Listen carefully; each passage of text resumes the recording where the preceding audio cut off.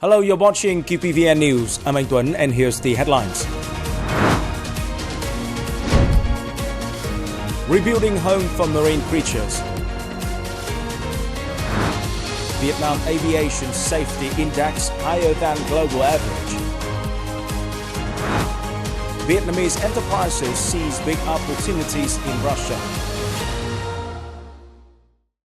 Recently, Coast Guard Region 3 coordinated with the Mass Mobilization Commission under the Chau Vinh Party Committee, the Party and the People's Committees of Duyên Hải Town to organize the program Coast Guards Accompany Fishermen in 2024. At the event, representatives of Coast Guard Region 3 informed local authorities and people about the key contents of legal regulations in preventing and combating IUU fishing, regulations on sanctioning violations of some countries with sea areas bordering Vietnam, as well as the basic contents of the 2012 Law on the Sea of Vietnam, the Law on the Coast Guard of Vietnam, and the Law on Fisheries. Coast Guard Region 3 also coordinated to present 120 gifts to national contributors and fishermen in difficult circumstances, while gifting 200 national flags, 50 life jackets and other presents to fishing boats and seafood purchasing warehouses in Chau Vinh Province.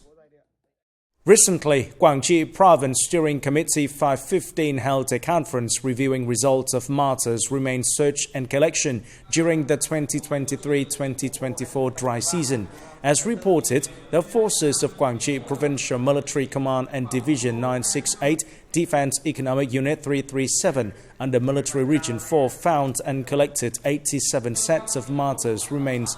Among them, there are 12 remains of martyrs who were Vietnamese volunteer soldiers and advisors who fell down in Savanakhet province of Laos, while 75 martyrs' remains were found in the country and buried thoughtfully and solemnly in accordance with local customs and traditions.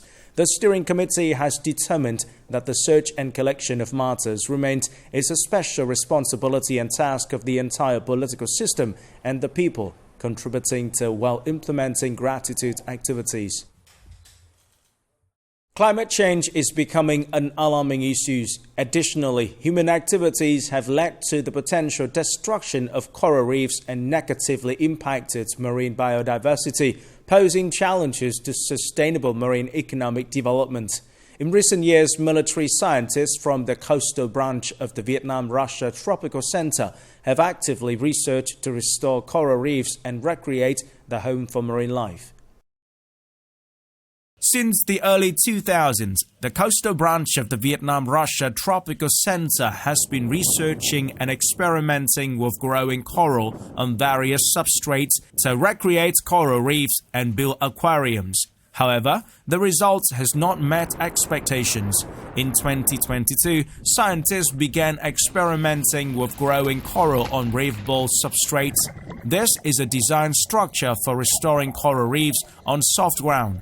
The reef ball resembles a hollow bell, weighs 1.8 tons, and has round holes around it to promote water flow and become a habitat for various marine species.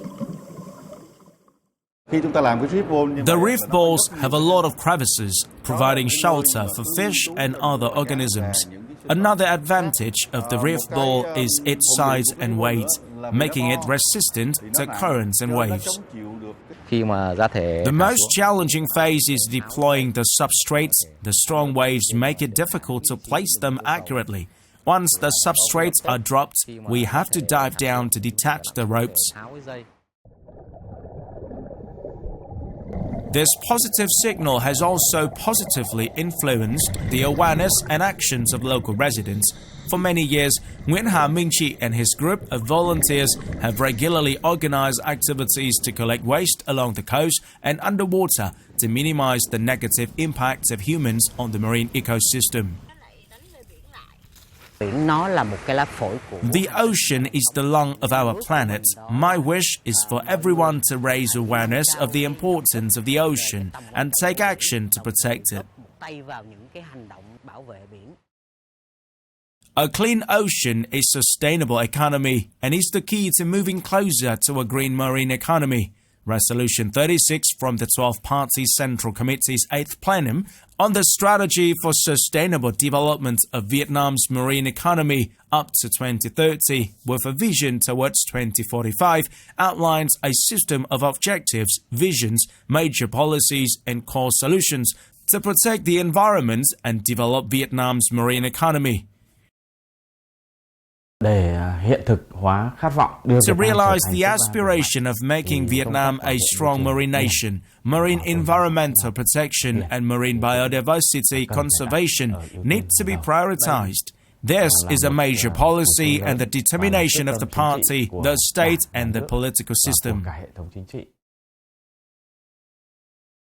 The growth of marine ecosystem protection movements has contributed to reducing marine pollution, protecting ocean ecosystems, and gradually realizing the aspiration of making Vietnam a strong marine nation. Coming up next, Vietnam Aviation Safety Index higher than global average. Vietnamese enterprises seize big opportunities in Russia. A team from the International Civil Aviation Organization reviewed Vietnam's aviation safety policies and procedures. Accordingly, Vietnam's Aviation Safety Index was reported at 77%, well above the global average of 68%. In particular, the safety management factor almost reached the maximum score at 96%. Vietnam's aviation safety received good assessment from legal documents and operations to orientation of the safety monitoring system.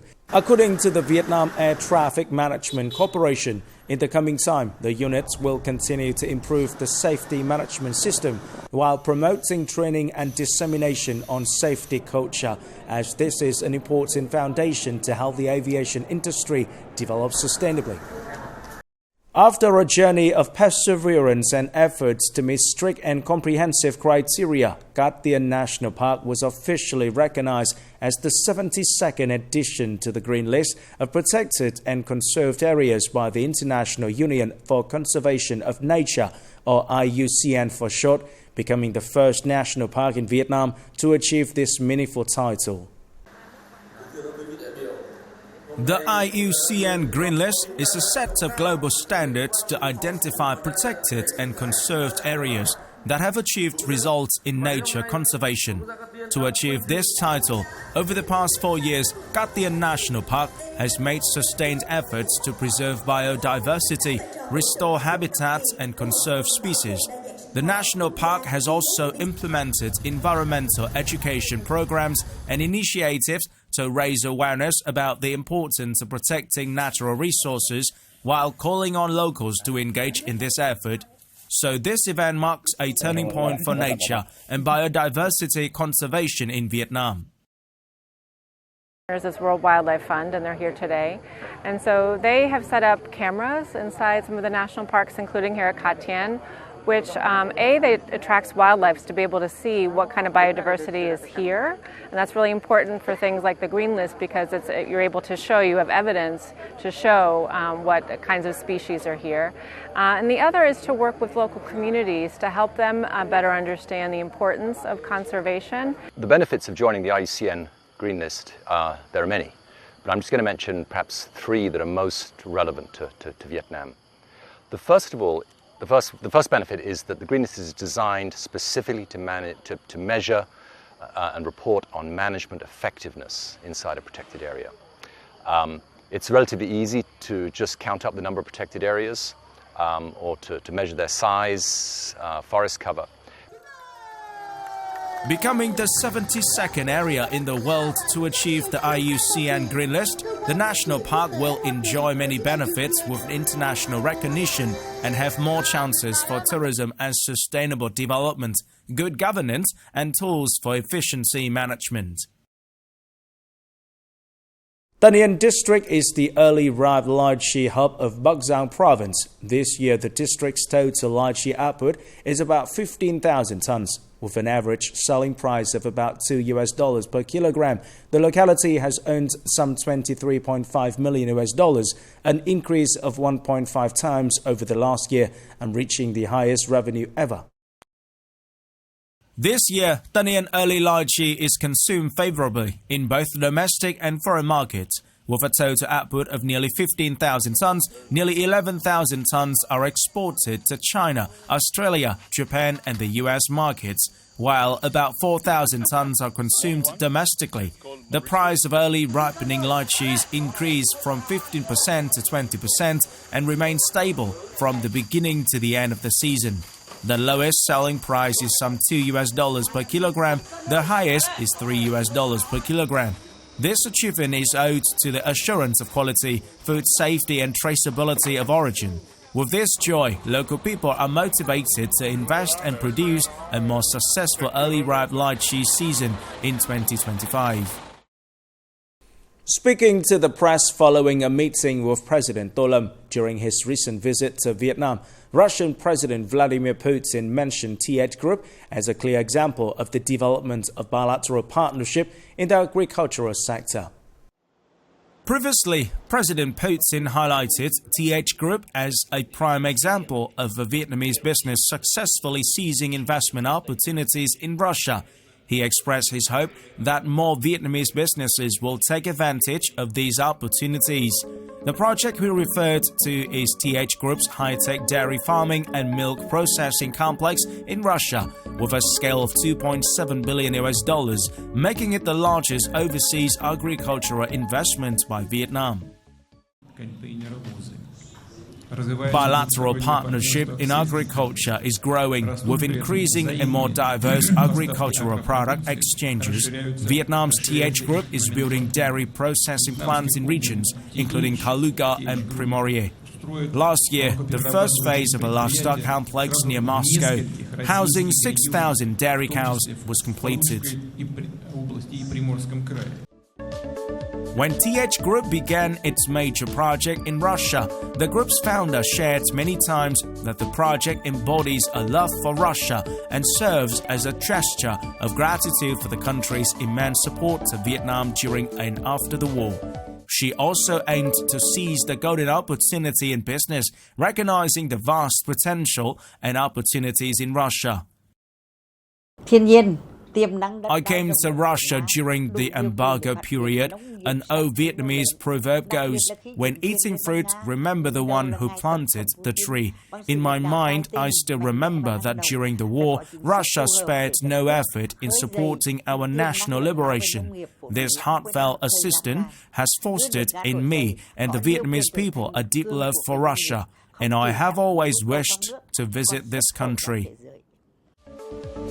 In the localities where the project is being implemented, TH Group has invested hundreds of millions of dollars in modern machinery, turning tens of thousands of hectares of land abandoned for decades in Russia into fertile, productive fields, providing job opportunities for many local people.